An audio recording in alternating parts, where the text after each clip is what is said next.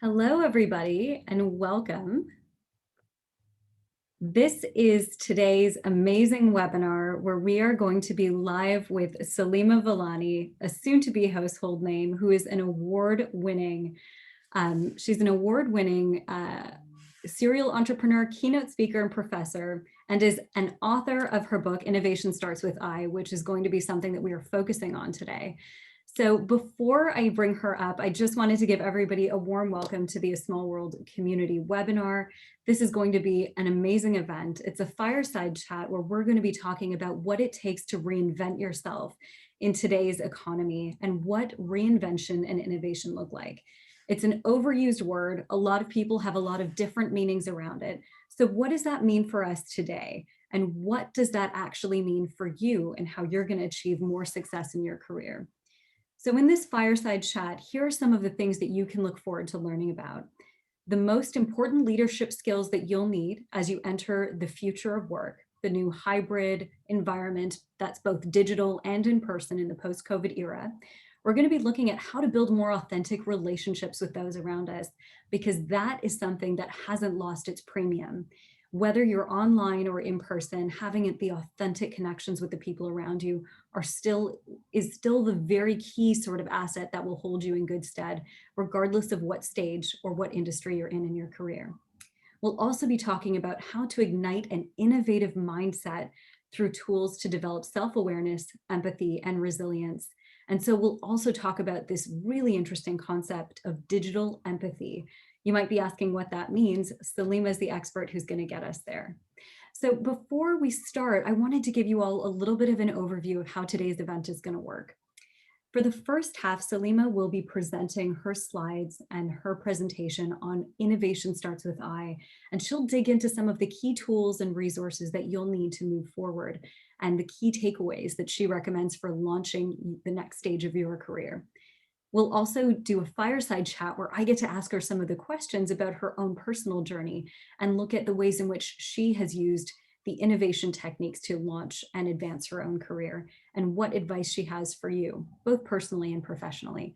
And then lastly, we'll have a chance to answer any of the questions that have come up for you. And so feel free to drop them in the Q&A, feel free to put in comments. And I would love to hear, given that this small world community is actually quite big, where you are all from. So if you just want to drop in the chat what parts of the world you come from, that would be amazing, and we can all get to know each other a little bit that way.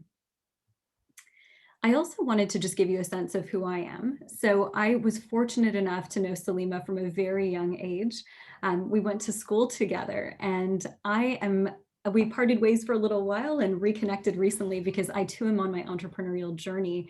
I'm a former Wall Street lawyer, having worked in New York, London, and Dubai, and I'm currently an executive coach at Hana Dhanji Executive Coaching. My background is in law, business, and psychology, and I also do executive coaching, as you know, and neurolinguistic programming. So I use NLP techniques to help my clients. So a lot of what Saleema is talking about today is very much the type of thing that I have not only read about, but valued in my own work. So I'm 100% sure that what you learn here today will be of significant value for you too. So if we are good to start, I'd like to introduce Saleema now. So Saleema, if you just want to wave a little hello to the audience. Hi, everyone. Can everyone hear me, see my screen? Yes, I can hear you. Yep. I can see you. I can hear you. I can see you. I can see you. Okay, awesome. Amazing. So, actually let the audience know a little bit about you. Is that okay? Okay. Yeah, sure.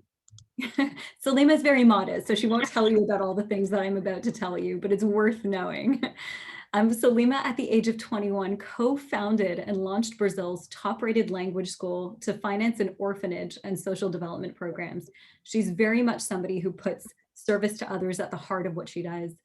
Shortly thereafter, she co-founded and ran a leading translation agency in Italy to help companies expand their digital presence globally.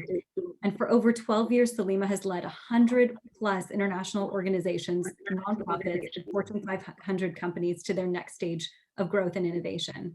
She is the founder and CEO of Ripple Impact, which is an accelerator and community that helps entrepreneurs grow their businesses and platforms. And she consults as an innovation strategist for the World Bank, design thinking and entrepreneurship at Johns Hopkins, and is a frequent guest lecturer at business schools. So thank you, Saleema, for sharing your knowledge and wisdom with us today. Thank you. Thank you so much, Hana.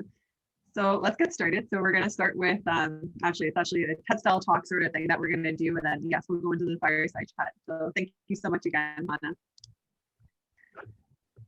So it was December 4th, 2015, when my building had a 2-alarm fire. This very house right here that I'm in, except this wall survived. I had just been laid off from 2 jobs. I had lost my US work visa, and I moved back into my parents' home after several years. I felt like I'd fell off this ladder that I'd been climbing for many years, and all of a sudden I hit rock bottom. Nothing was going the way that I expected it to. When I found out that it was going to take several months to fix this place, to repair my house, I decided, well, there's no better time than now to go on an eat, pray, self-love trip. So I packed a backpack and went to India, Bali, and Thailand to really rediscover myself and figure out who am I and what's my purpose here. When I came back to Washington, D.C., I had more questions than answers. And I realized that success isn't just about checking boxes and climbing this upward ladder. Success is about how well we can adapt to life quakes. Life quakes are those major disruptions that happen and that we have to endure in order to evolve into that next version of ourselves. According to author Bruce Feiler, we go through approximately 3 to 5 life quakes throughout our lives. Let me ask you, are you doing something totally different than what you thought you'd be doing or than where you saw yourself just 3 years ago, or even just 1 year ago? We're in the middle of what I call the reinvention revolution. We're forced to reinvent ourselves more frequently and faster than ever before. So how can we be more proactive and future-proof ourselves when it comes to reinventing ourselves, instead of being reactive? In my case, I was reactive. How can we use innovation to drive personal growth and not just economic growth? Even though innovation is a buzzword, it's that very thing that's going to help us, all of us, thrive in the world and thrive throughout this reinvention revolution, especially in the uncertain future that we're in. When I was writing my book, I interviewed 100 leaders, innovators, and entrepreneurs around the world and realized that it's really time to redefine innovation and expand what it means. Innovation isn't just about technology. It's about being human. Innovation actually starts with I. We often mistake the final product or the invention as innovation. And we don't pay enough attention to that personal transformation process behind innovation that everyone can experience. We don't often think about that initial spark that ignites the innovator. Let's take Steve Jobs. This iPhone isn't innovation. Innovation was that personal transformation process that Steve Jobs went through during his time in India. In fact, Steve Jobs talked about the importance of introspection and learning to explore deeper within our own selves instead of simply looking outward. We don't hear enough of this in the innovation and entrepreneurship space. Our outer world is really just a reflection of our inner world, what's going on inside of us. So innovation actually starts with having self-awareness and really knowing who we are, which is a little bit easier now that we're in this pandemic and spending a lot of time alone. And what makes us unique, what makes us different. 12 years ago, I graduated from college into a financial crisis. I couldn't find a job, so I found this opportunity to go to Brazil to volunteer at a rural orphanage. Right before flying down, my boss there said, "Our orphanage is in bad shape. I want you to stay in Rio de Janeiro instead of coming up to the rainforest, and I want you to launch a language school that can help finance our orphanage and help our operations." It was far from easy to launch that language school in Brazil. My fellow volunteers and I, we shared a small room full of bunk beds, we lived without internet, and on most days, we didn't even have any water. It was really, really tough. The conditions we were in, and then also just, starting anything in Brazil is really challenging. Our business model started out as, well, let's teach all the languages we know. We're a bunch of foreign volunteers, and let's hire a couple of Brazilian Portuguese teachers to teach Portuguese. A couple of months in, our business model was failing. It was a total mess. Our classrooms were nearly empty. What were supposed to be group classes were really becoming private lessons, and we could barely cover our costs to run the school. So we thought, well, let's reflect on what we can do before we call it quits. It was our last chance to get this right. We were doing way too much. Our sweet spot was actually much more simple. It was teaching Portuguese to foreign students who were actually very passionate about our mission. We would take them up to the orphanage, and they really, really wanted to support our cause. So we decided, well, let's stop teaching French, German, Spanish, and all those other languages. And when we made that pivot and reinvented ourselves, the school immediately took off. It quickly grew to become a top-rated Portuguese school in Brazil, and many other schools in Latin America replicated our model of social innovation. So my point is, sometimes we need to fail and hit rock bottom in order to come out strong on the other end. If you're in the process of self-discovery, I created this tool that will help you find your sweet spot. I want you to take a whiteboard or a flip chart, a Miro board, and just a notebook, and think of your life as a series of projects. Think of your career as a portfolio. Spend some time alone, but also ask your friends, your colleagues, and family for feedback. Which projects did you excel at? Which projects got the most positive feedback? Which projects brought you the most joy that you really, really loved? And I want you to think really, really hard about this last one here I'm going to show you. What projects do you have on your back burner? What are those ideas that keep you up late at night? Or maybe at 3 in the morning? Have you thought of starting a podcast or writing a book? Making that pivot at the language school was not easy. And even just going to Brazil was well out of my comfort zone. But little did I know that, going to do some volunteer work in Brazil would teach me how to start and run a business and build a foundation to become an entrepreneur. So our sweet spot isn't just discovered. It's not something that we just have to go and find within us. It's something that we also have to develop and work at. It's not supposed to be easy. You really have to work at it. So some of you might be wondering, how do we get started? How do we come up with a great idea as we reinvent into that next version of ourselves? So once that language school was up and running, I moved across the ocean to the south of Italy. There was a love story there, to a town called Reggio di Calabria.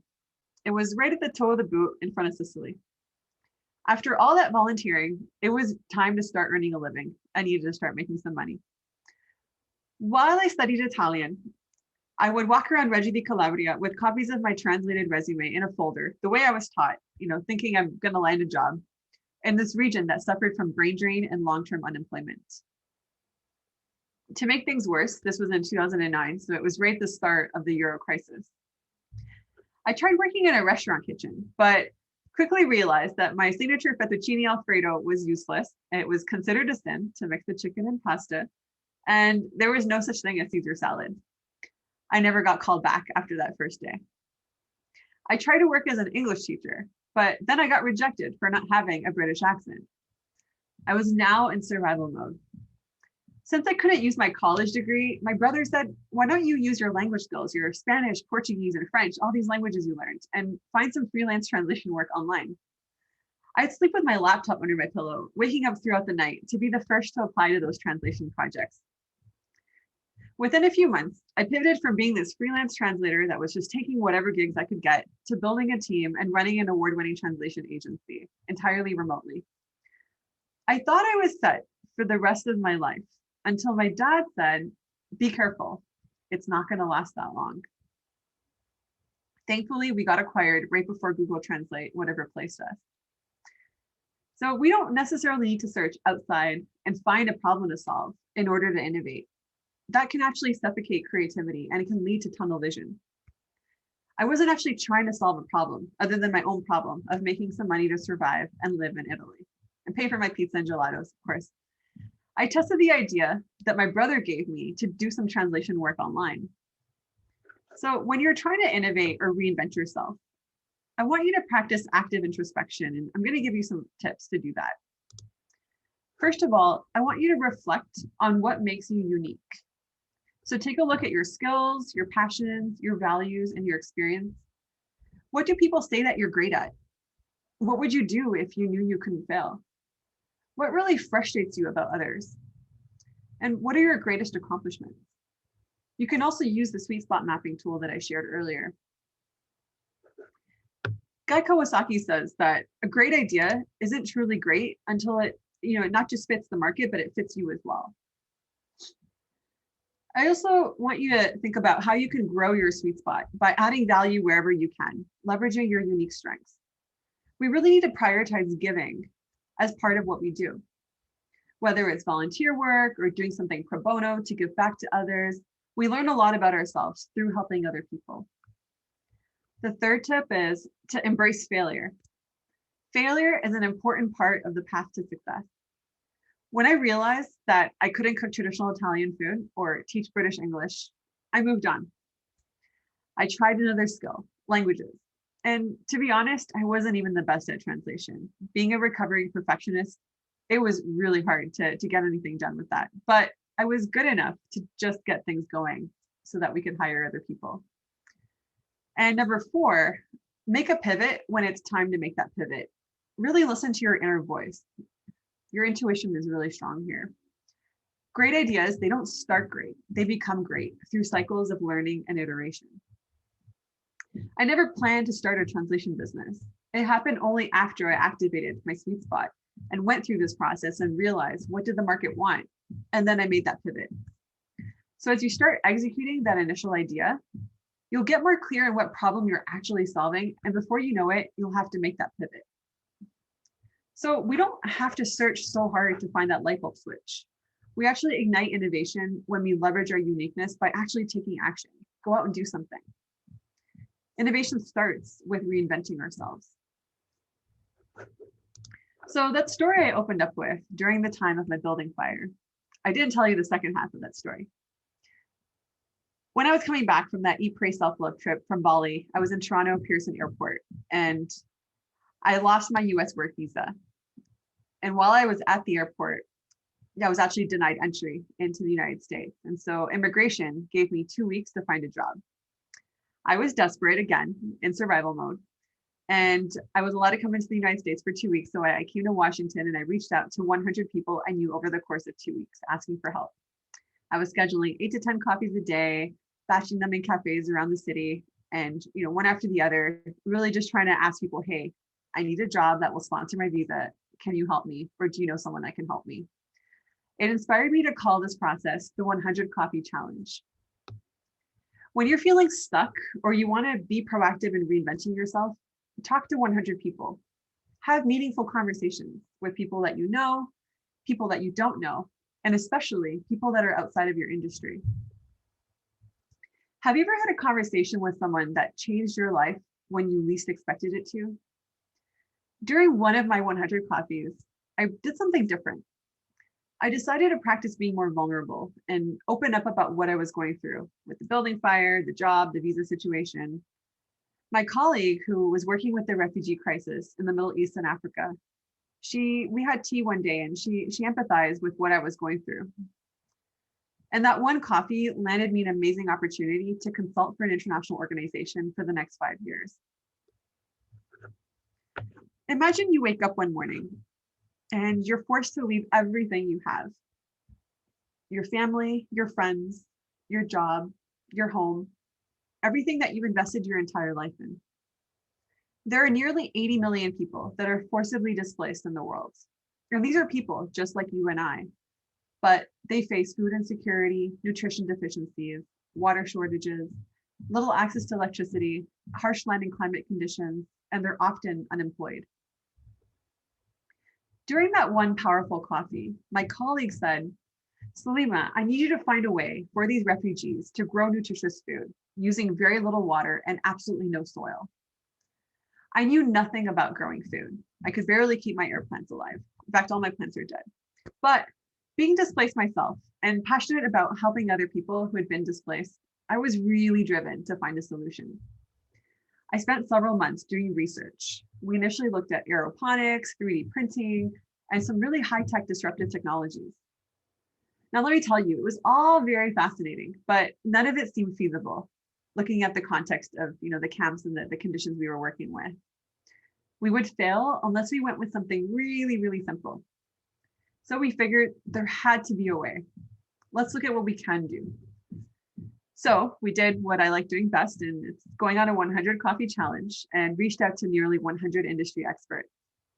My colleague and I, we put together a really diverse team, and we traveled to different countries to really understand the situation. We interviewed researchers and visited the refugees. In fact, this picture was taken at a Yemeni refugee camp, a UNHCR camp in Djibouti. Who knew that taking some pipes, a pump, a solar panel, some growing medium, seedlings, and a tiny bit of water and absolutely no soil, just like in this photo, could allow the refugees to grow nutritious produce in the desert? Lettuce, tomatoes, strawberries, that's hydroponics. In fact, this picture was taken in Palestine, and it was a very, very simple system that we wouldn't have found just doing our research the way we were doing it before. So this is hydroponics. This is a simple system. And my point is that sometimes the most genius ideas, they don't require us to invent new things. It's all about how we put existing things together in new ways that create value. Hydroponics and refugees, they were not new phenomena, but no one had put them together in that exact combination. And it all started with a small dose of empathy, the ripple impact of each of those 100 coffee challenges. It starts by leaning into our discomfort and sharing a bit about us that makes us human. Empathy is the engine of innovation. It's what drives the impact. I applied the 100 coffee challenge when I got stuck writing my book, and I interviewed 100 people. My students and interns, they consistently get jobs using this 100 coffee challenge. I think it'd be a pretty valuable exercise to do it even with our own ASW members to get to know each other better. Going on a 100 coffee challenge goes a really long way in terms of increasing our influence and our impact when we're in that process of reinventing ourselves, even virtually.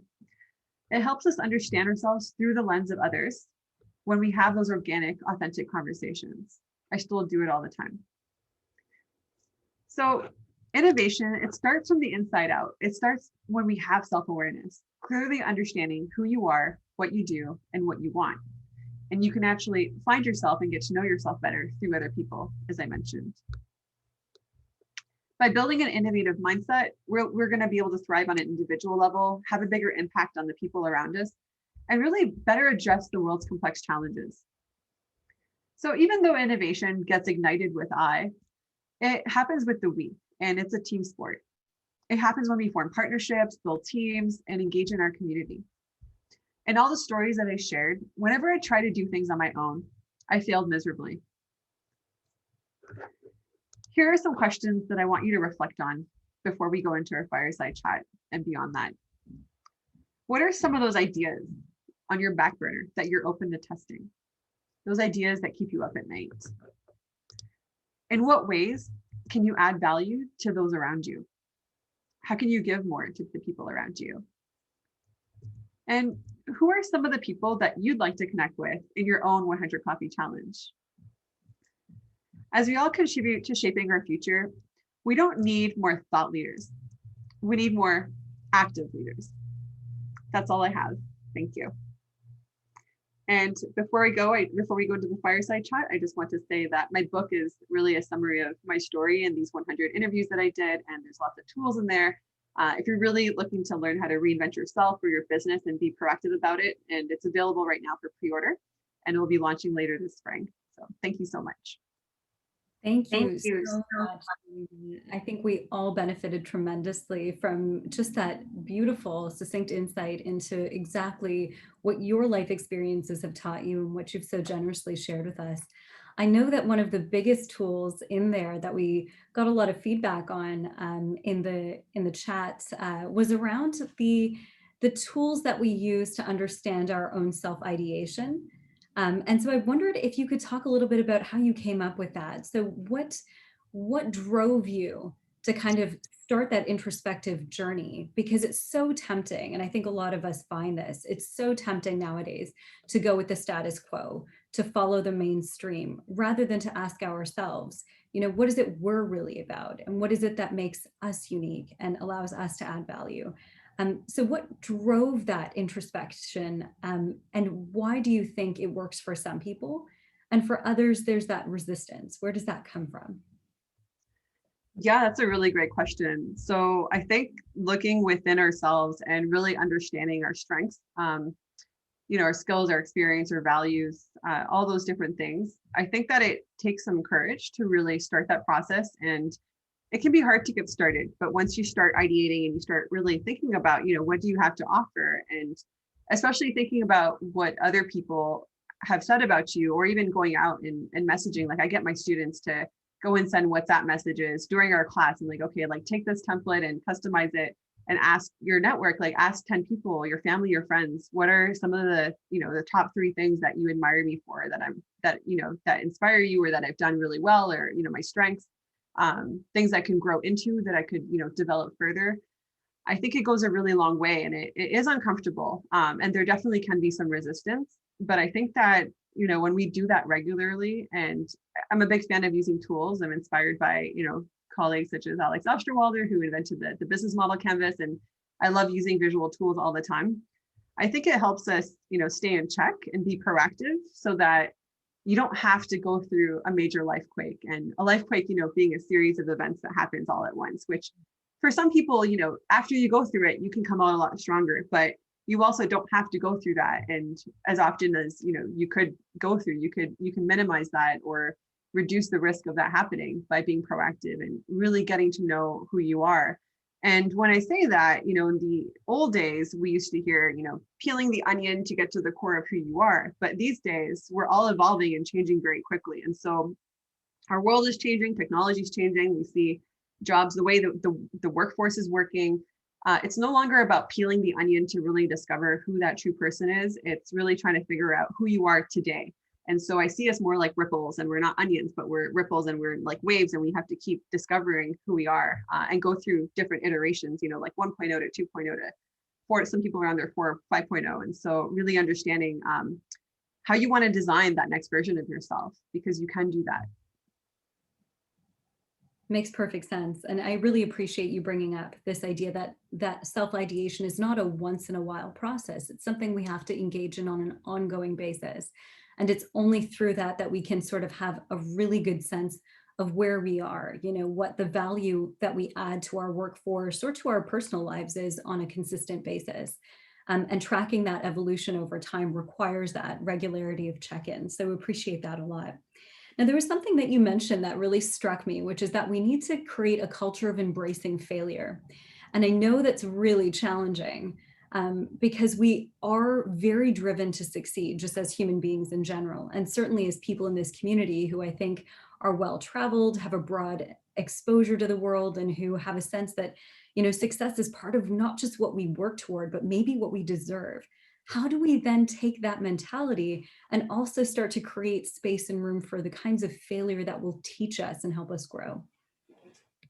Yeah, that's a great question. I think that there's different types of failure. So my book actually talks about this. I think it's in chapter 10, but essentially it's, there are different types of failure. There's, smart failure, which is, when you can kind of hedge your risk, where you can kind of prepare or almost plan to fail. And this is, a lot of Silicon Valley and a lot of tech startups embrace this kind of failure where,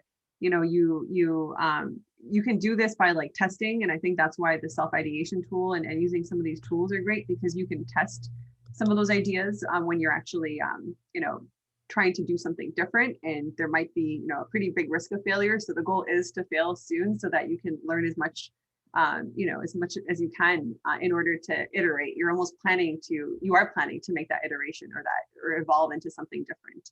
And then there's, other types of failure. You can have a whole discussion on that, but, there's other types of failure when it's not planned. And then there's some that, you can't control. But like I said, if you future-proof yourself and you learn a lot of these human capabilities, and that's something that I dive a lot deeper. Each chapter of my book goes into one of those capabilities. So capabilities like self-awareness and empathy and collaboration and influence and storytelling and all these different capabilities, they make us a lot stronger, so that when we fail, it's almost like, great, like this happened. And I think a lot of organizations need to work on incorporating that. And I think it starts at the individual level. I think it starts from, it's a basic leadership skill to be able to do that these days, and to really have an entrepreneurial mindset and approach to the way we work in the world. Yeah, amazing. The entrepreneurial approach to the way we work is very much something that I think we're feeling now, especially once COVID hit. For those of us who thought that job security was still a thing, COVID kind of shook us up and let us know that we always need to be reinventing, whether you're staying in the same job, the same corporation, or you're choosing to branch out on your own. There's a level of reinvention happening at every stage. And as you mentioned, and I think this is so, so key, it's got to be proactive and not reactive. There is no way to get ahead when you are waiting for something to knock you off course before you start finding your feet and figuring out what you're about. So I love that. You mentioned recently this idea that empathy seems to drive and is the underpinning behind the genuine connections you can make to advance your career. This is at the heart of the 100 Coffee Challenge. But I want to talk about this idea of digital empathy, because I think that's something that's sort of new. And I know you've got an article that you and I both co-authored on Forbes, which is coming out this Thursday, which talks a little bit about this. So for the benefit of the audience here, what is digital empathy and how does that play into innovation? Yeah, it's a great question. So for me, digital empathy, if you Google it and you really try to look at it, it's been around. You can Google anything that you think that you come up with, and we're, in the information age, so probably someone's already thought of it, but there's always ways to give it new meaning. And I think I'm still trying to define or figure out what that means for me. And I think generally, like in the past, it's been very much digital empathy has been about user experience and really trying to develop empathy on a digital level for user experience, how users navigate different interfaces, et cetera. But the way I'm looking at it now, which I'm seeing it shift towards or expand its meaning, especially because we are in a virtual world. And so when we entered the pandemic, it was everyone was on Zoom, and it was like we all wanted to connect with each other, and then very quickly, people wanted to really disconnect, and a lot of people were getting Zoom fatigue, and they just didn't want to be on the screen, and it became harder. It becomes harder at certain moments to work virtually because sure, it can be convenient, working from home, getting ready right before you get on a call, having a blazer lying around. But it's also become a lot harder to really cultivate those human connections with our teams, with our colleagues. And, staring at, even right now, I can't even stare at Hana, I have to stare at, the camera, and it's becoming really hard to really connect. And I think we're not seeing the effects of it. We're seeing some effects of it, but we're not seeing the long-term, or we're not seeing, the effects that will happen in the future. And I think that the digital empathy, it's really about being able to connect on that virtual level, on that digital level with other people. I think that it's still, I think there should be some more research that will go on in that space just because it's all very new. And so I can't speak of it. It's not my specific expertise, but I can say that I think that, it's something that we definitely need to talk about more and figure out how can we cultivate those human connections virtually.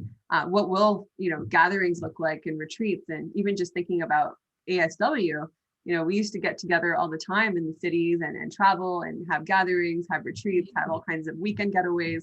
What's that going to look like now that we're in a virtual world or a hybrid world that we're entering?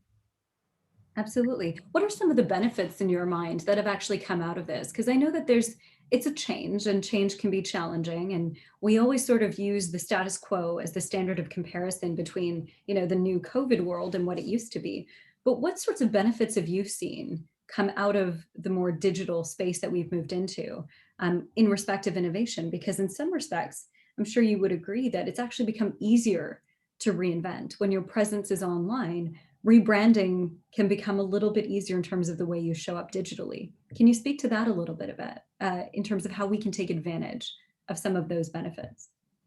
Sure. So I think that it's becoming easier for people to really, own their personal brand or who they are. And I think even that word needs a little bit of, some people were like, oh, it's easy and cheap to build one. But at the end of the day, it's like not just having a certain number of likes or a certain number of followers. It's like, how many people are you actually engaging with?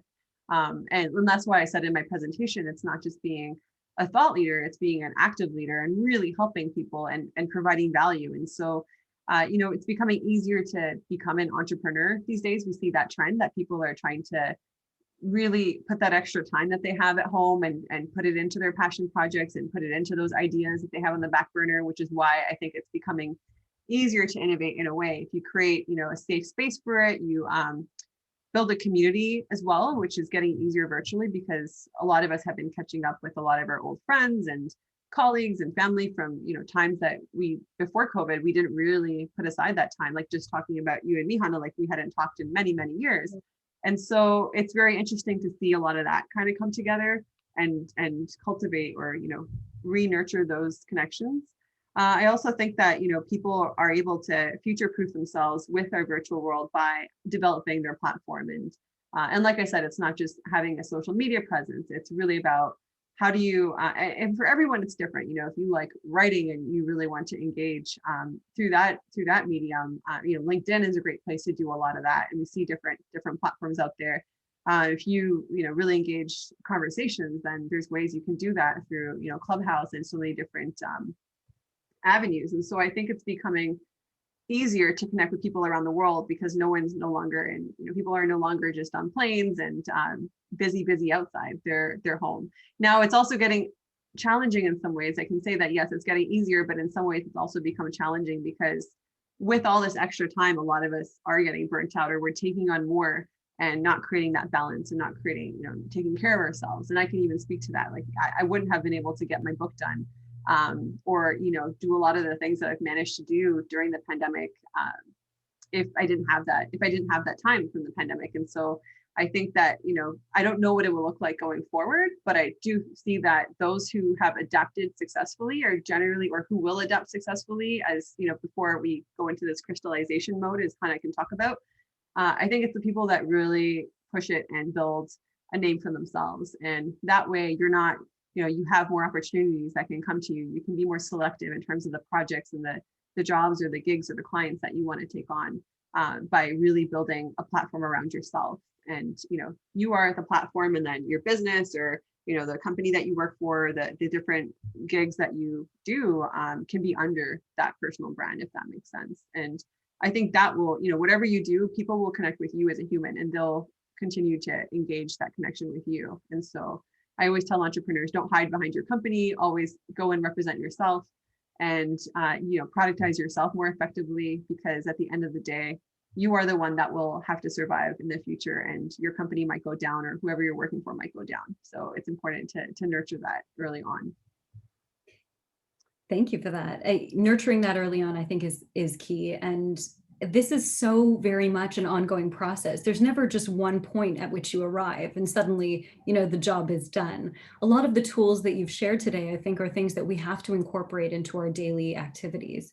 They're the types of reflective exercises, or the types of reinvention that are going to be an ongoing requirement for us to stay ahead of the curve and to really engage in work, as you put into the quote in your slides, work that not only the market needs to be done, but work that speaks to who we are as individuals. Because it's only the intersection between market need and our personal joy that will find that true success. So I really, really love how those ideas have come together. I wanted to ask you now about a term you used on your very last slide. It starts with active. And you called it out and you said, we need this. So we can go to the slide, we can chat about it. You left it there as a cliffhanger, so I wanted to be able to speak a little bit more about it. Active leadership, we have to become more active. And I love that word in a way, because it requires us to step forward and lean in. We can't expect innovation to happen around us without actively participating in shaping it. There are going to be a lot of shocks that come our way. Shocks to the workforce, shocks to the economy, shocks to the financial system, shocks even to the way that technology impacts how we contribute to the type of changes we want to see in the world. So we've got to play an active role to create a balance between all those external inputs and what we're going to internally input. So talk to me about that last slide. What did it mean to you, and why did you put it in there? Yeah, so I just think that we're in a period of time where we have all the information we need, and it's now like, how do we repackage some of that information and put it to better use? And I think that, a lot of us have fatigue from just seeing a lot of content. And, I produce a lot of content myself, so I am always like, how do we kind of like help more people through it? How do we get creative with that? But again, I think that something that I've done differently in the pandemic was, stepping aside and thinking, how can I, actually help more people? And I decided, I'm going to actually do what my life mission was. And I said, I really want to help entrepreneurs. And I never thought that would be possible other than, mentoring and speaking at events here and there. But I said, I really want to help them in a way that's active and that can actually help them have an impact and not just inspire them.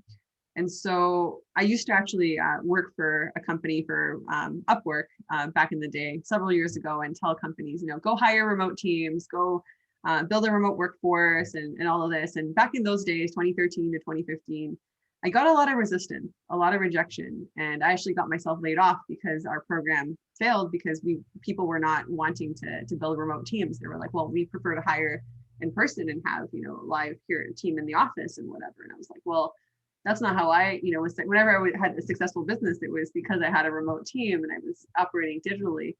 And so when that happened, and I kept telling people during the pandemic, this is a time for you to hire people. There's a lot of people unemployed. There's a lot of young talent out there.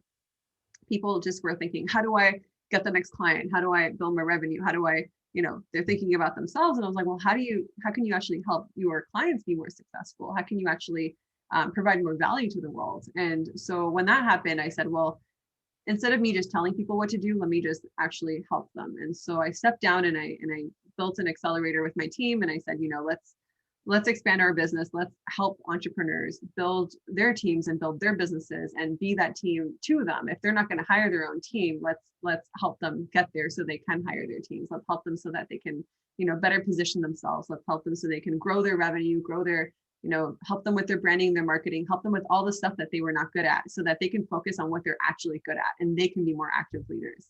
And so that's how Ripple Impact was born. Just, a few months ago, it was born. I think it was like mid last year that we started up, and it's growing really rapidly. But basically, it was just practicing that active leadership, and it's something that I've always done. Is if I can't, if I can't just speak about it, let me go and help people do it. And sometimes it can be, on a nonprofit board or doing something on a volunteer basis, and sometimes it can be just starting, trying it out and testing it, and then setting up shop and starting a business. And so I think to your point earlier, Hana, and when you're, trying to figure out how to do something and how to think differently about failure, I think being an active leader requires you to embrace failure. And, when you're actively trying to help people and you're trying to start something different or launch a new idea, you should try to, beta test something or just do a lot of testing. And when you do that, you can learn as much as possible. And then you can take it to the next level. A lot of people that try to do active leadership, they take the failure really personally, and then they kind of quit and go back to the status quo or what they feel is more stable, and then they keep those ideas, in their journal at night, but they don't end up coming to life. And that's why I think more people should actually go out there and give value in whatever way it is, and in small, in small increments or small doses until they can actually get to executing their vision fully. Amazing. We've got a couple questions from the audience now. One from Castive Ray. What are your thoughts on vision boards for establishing clarity and a sense of direction? Yeah, so I think vision boards, actually have one around here. They're fun. I think they're a fun creative exercise. I think that there's different ways you can do it.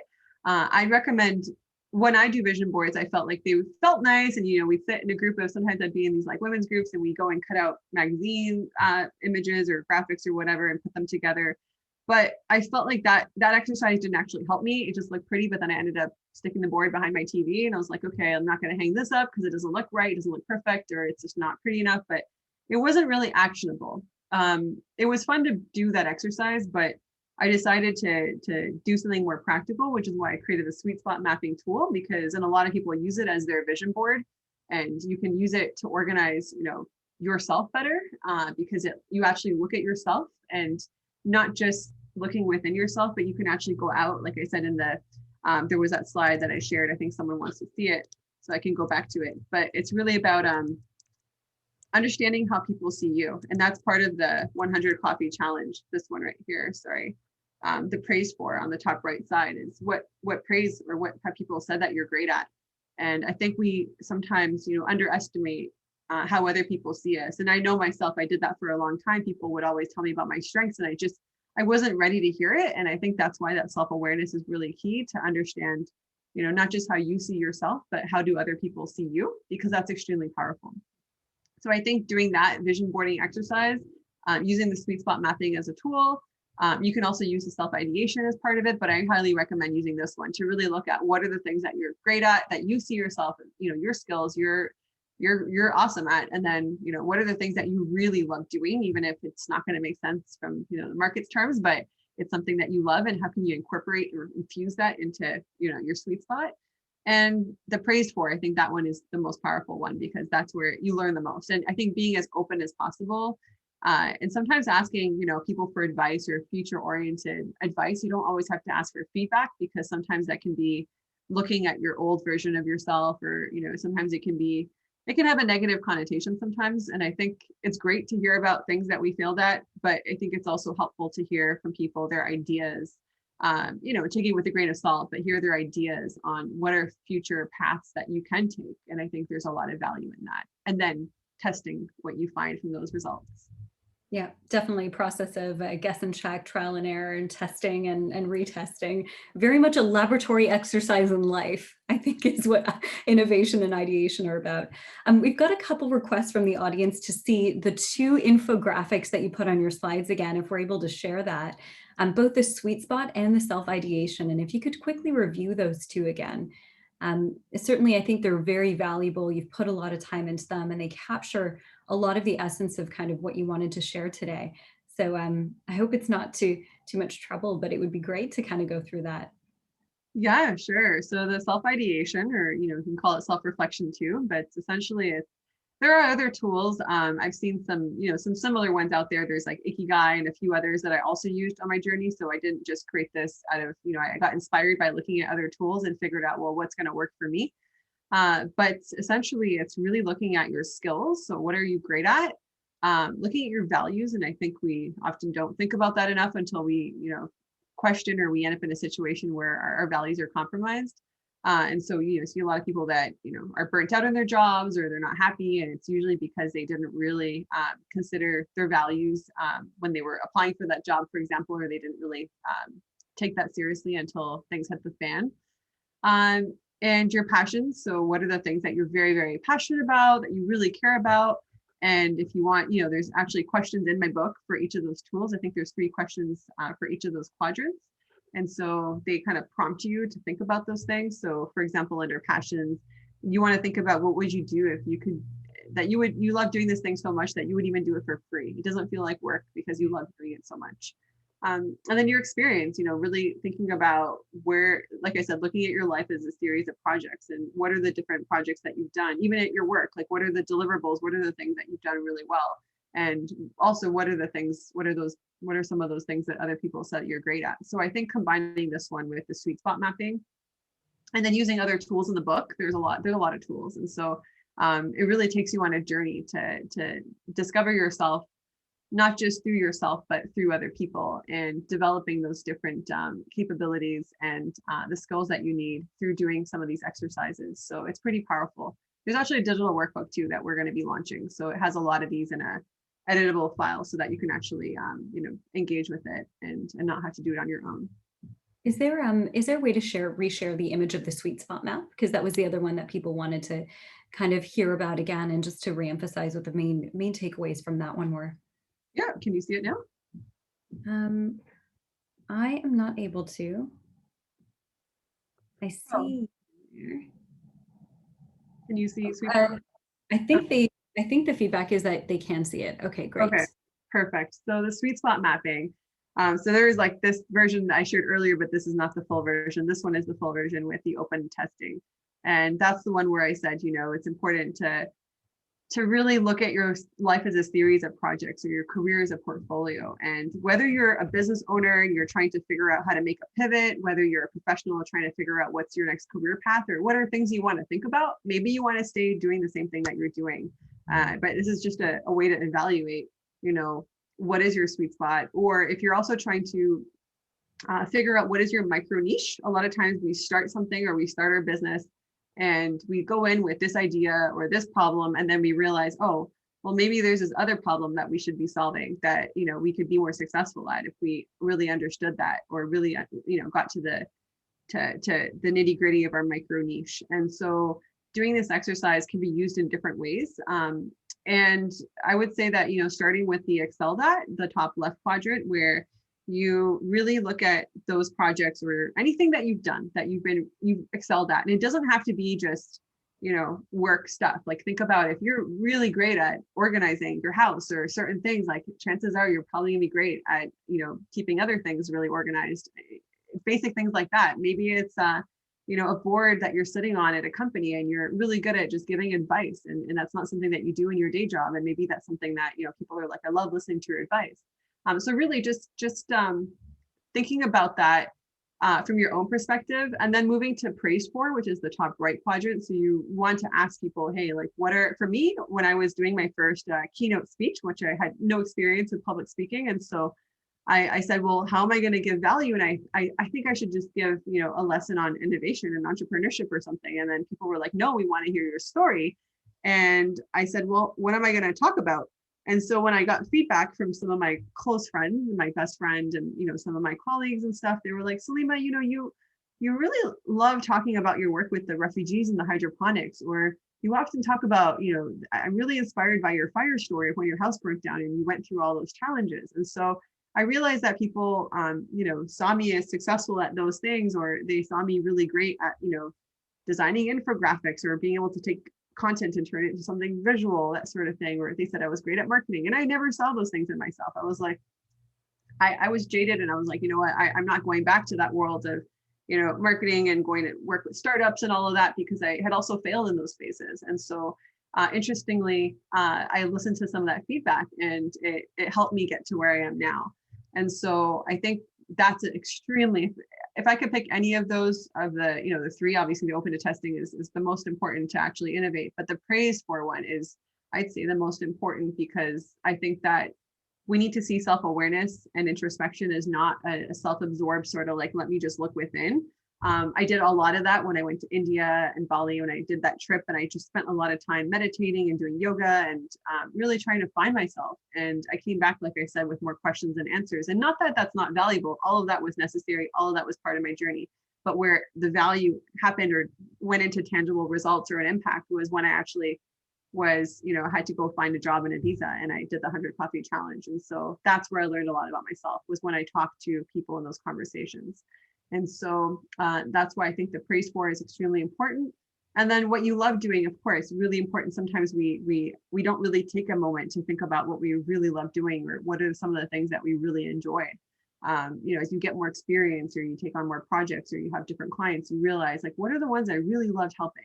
And so thinking about that. And then the open to testing is the area that, you have these ideas on your back burner, or you're thinking of making this path, this change in this path, or you're trying to like figure out what's your next chapter going to look like. I think, creating, having ideas that will help you with that. So some people actually launch podcasts, but to actually interview people while they're making a career transition, so they can learn through those micro steps in order to figure out, well, maybe I'll get informed on what direction I want to go in. Some people want to, write a book or do something that's just a passion project, or some kind of thing that's on their back of their mind. Some people want to start a company. And so I always say, like, start small, scale back, and start with a project. And so think about how you can take that idea and break it into smaller, micro steps or projects that you can then implement, that feel realistic, that you don't get overwhelmed with, that are not just going to stay on the back of your mind late at night, that you can actually do something with. I love this. It's so valuable to understand the sweet spot. And I wondered if you could also contextualize this in this sort of global market that we're now in, where what we get praised for sometimes is ensconced in the culture that we're in. So you've traveled a lot in your life. You speak multiple languages. We talked about French, English, Spanish, Italian. And how can we understand, our value, but in each cultural context that we find ourselves in? Because sometimes what's helpful and meaningful in the North American context may not be as valuable, or we may have a different set of skills that are actually marketable in different, geographical sort of regions. Do you have any sort of advice on transposing the sweet spot mapping into the cultural context that we find ourselves? Yeah, I think that's a great question. I think that goes back to the third tool that I shared, is the 100 coffee challenge. And I think that's where, especially now that we're in this virtual world, I think that constantly connecting with people around the world will help us see ourselves and see our value in different ways. And you don't have to wait and be reactive until you get to a certain country and figure that out, or you are thrown into a culture, but just constantly being in that. And that's why that's why I stay engaged with this, with a small world community. That's why I think it's really important, even if we can't travel right now, or we can't travel as much as we used to, just staying engaged with people globally, especially people that are outside of your comfort zone. And it's a challenging question for some people because it can be highly uncomfortable to go and have those conversations. But one thing that I did differently was, even when I was writing my book, and I interviewed those, I was interviewing, I think I was halfway through my 100 interview challenge. And someone said, your book sounds very American or focused on the American market. And I was like, wow, I'm Canadian and I am a global citizen. And I really wanted to make this inclusive. And even though there's a lot of my own story and experience in there, I really wanted to make sure that people around the world would get value from it and not just target a North American market. And so I got out of my comfort zone and I said, I'm going to go and talk to entrepreneurs in different countries and go and do design thinking workshops in different countries. And that's when I went to Portugal, to Liberia, to Morocco, to Panama. And actually, my last trip before COVID last year, I said, when I'm in Panama, even if I'm on vacation, I'm going to take a day to go visit the Innovation Hub and go and see what these entrepreneurs are doing in the City of Knowledge. And just doing that and just talking to some of them, I was like, wow, they're doing such fascinating things. And seeing where my value was, which was, I have a lot of we have a lot of access to resources and mentorship and information out here. How can we actually translate that down there? And so whenever I do a trip, just going and doing something, it's not just, for me, it was, just giving. And I was like, well, if I'm going to go to Liberia, I'm going to go to Morocco, let me go and do a design thinking workshop because I know how to do it. I have all the materials ready. I can go and do it. But it was also a huge learning experience for me to see that, entrepreneurs were engaged late on Friday night at these activities, or the types of problems that they're dealing with, and the challenges. A lot of them were, working jobs and running their business or their nonprofit in the late hours of the night because they were really trying to solve some serious issues in their country. And so it was very interesting to see that from a different lens. And so my point is, go into a 100 coffee challenge and do that regularly, and include in your 100 coffee challenge people that are not in your industry, but also far from your own culture or what you're used to. I love that. And since we've got just a couple minutes left, I wondered if there were any key takeaways that you haven't yet shared that you think would help the audience today. And I just want to send a huge thank you to everybody for coming to participate, but as a little sort of takeaway for them to think about as the immediate next step for them to engage in this process of innovation. Yeah. So in terms of ones I haven't really, thought about that I haven't shared yet, I would say that, yes, go and do a 100 coffee challenge. I think something maybe that I haven't mentioned is, how can we leverage our ASW community? I think that, how can you actually take your 100 coffee challenge and maybe include 10 or 20 people as part of your challenge from the ASW community? I myself, I'm guilty of not really using enough of our amazing community. And I've always had really great connections and business conversations and all sorts of things come from the few people that I've connected with. But I think that leveraging our community more and getting to know each other will help us grow, whether you're an entrepreneur, just as friends, colleagues, whatever. You're going to learn something by leveraging a community like this one. I think it's great. So that's what I would say, is go on a 100 coffee challenge. I think using some of the tools like the sweet spot mapping tool, the self-ideation tool.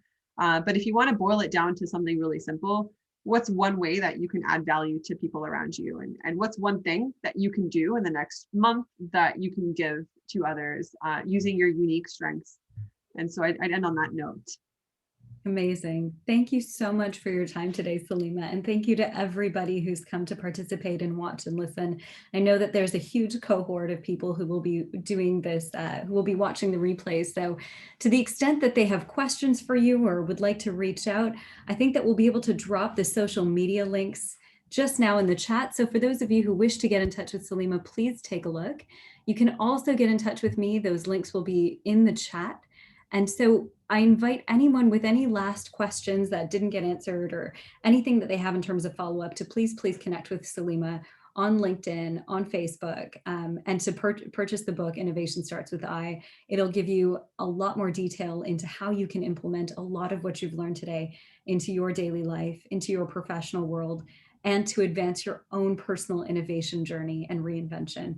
And do look out for that Forbes article that'll be coming out online this Thursday, I believe at 8:30 in the morning, it'll be live. So we'll make sure to post that on social media as well. Saleema, did you have any last things you wanted to say? No, I just want to say go and be amazing and go and do that thing that your inner voice has been telling you to do. Don't quiet it. Love that. Stay open to what your inner voice is saying. I think we can all use that voice.